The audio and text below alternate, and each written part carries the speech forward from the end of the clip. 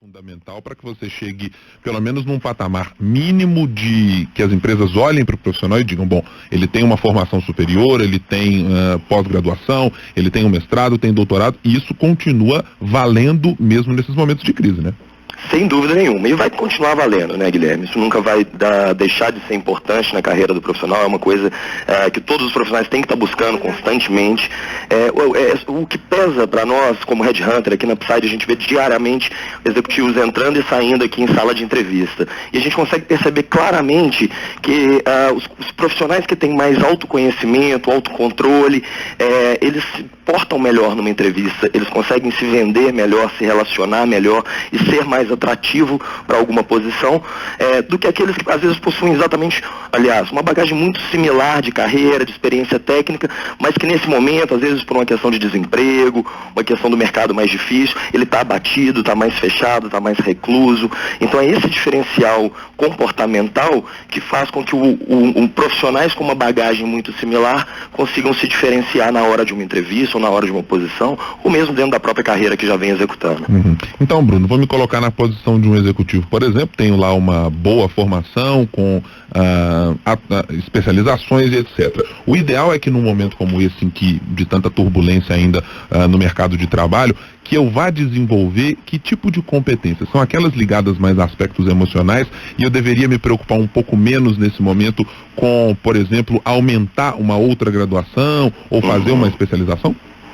Isso varia demais do nível, do momento de carreira que você se encontra. Mas pegando o seu exemplo, se você já é um alto executivo, já tem uma carreira, de certa forma, consolidada, eu sem dúvida nenhuma apostaria mais no autoconhecimento nesse momento de mercado, nessas mudanças do mundo corporativo que a gente está vivendo. Eu sem dúvida nenhuma apostaria no autoconhecimento. O que a gente diz do autoconhecimento? Passam de coisas muito simples que às vezes não vão ser aprendidas em um curso, que é a pessoa de fato parar e fazer uma autoanálise bem crítica do que são meus pontos fortes, o que eu preciso melhorar, como é que eu estou me portando, ouvir das pessoas ao redor, críticas, enfim, pontos fortes e fracos e conseguir dar um direcionamento nas metas dela de melhoria, ou até mesmo a busca por consultorias especializadas que fazem programas de assessment, como a gente faz aqui, ou que fazem algum trabalho de desenvolvimento executivo, de um plano de desenvolvimento individual, alguma coisa nesse sentido, que aí sim a pessoa forma mais competências dela que não são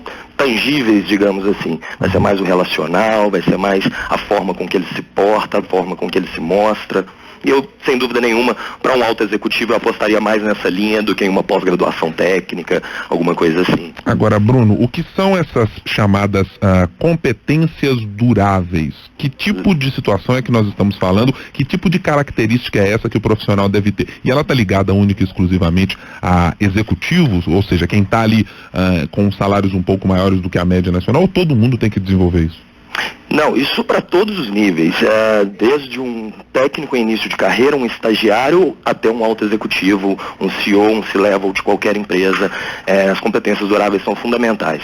As competências duráveis, elas estão ligadas àquelas características que marcam mais o comportamento da pessoa do que aquele momento dela de vida. O que eu quero dizer? Você citou um exemplo muito bacana de um engenheiro que depois ele guia a carreira dele para uma área de projetos, de gestão de projetos. A competência técnica dele mudou, a área dele de atuação já é outra, mas a competência durável, aquela que é dele, que é natural do profissional, vai acompanhar ele ao longo de toda a carreira, onde quer que ele esteja, seja qual área de atuação ele estiver exercendo naquele momento. Que é a empatia que você tem com as pessoas ao seu redor, que é a sua autoestima, sua autopercepção, um pouco disso tudo que a gente já está falando. A tolerância ao estresse, a resiliência, que tem se falado muito, chega já de certa forma a ser um termo que já está um pouco desgastado no mundo corporativo, mas que sem dúvida nenhuma ela tem que ser tratada. A resiliência hoje, principalmente em mercados como que a gente tem vivido nos últimos anos de grande oscilação, um executivo ou qualquer profissional que não tem uma boa resiliência não vai conseguir permanecer por muito tempo. Então essas são as competências duráveis que a gente recomenda estar olhando e estar desenvolvendo na carreira. Isso é necessário que a gente faça desde o início da carreira, Bruno. Por exemplo, eu estou lá fazendo saindo do ensino médio, saindo para entrar no ensino superior, por exemplo, e ainda em busca do que eu vou fazer, por exemplo, para me formar, para ter um mercado, para decidir o que vai ser de profissão. Nessa época, a gente já é capaz de desenvolver esse tipo de competência, ou isso é algo que se constrói depois que você inicia uma carreira de trabalho? Não, ela pode ser tratada assim já desde o início, aliás, ela deve ser tratada, a gente tem visto muito, inclusive, apesar de atuar muito fortemente com o recrutamento de alta gestão, a gente tem no grupo uma divisão focada em jovens talentos, recrutando início de carreira. O que a gente mais viu nessa divisão é como é que esses profissionais estavam ficando pouco tempo nas empresas, saindo, enfim, testando a carreira, digamos assim, e a gente parou e fez uma análise do que estava acontecendo, algumas entrevistas, algumas checagens, e o que a gente viu era exatamente isso.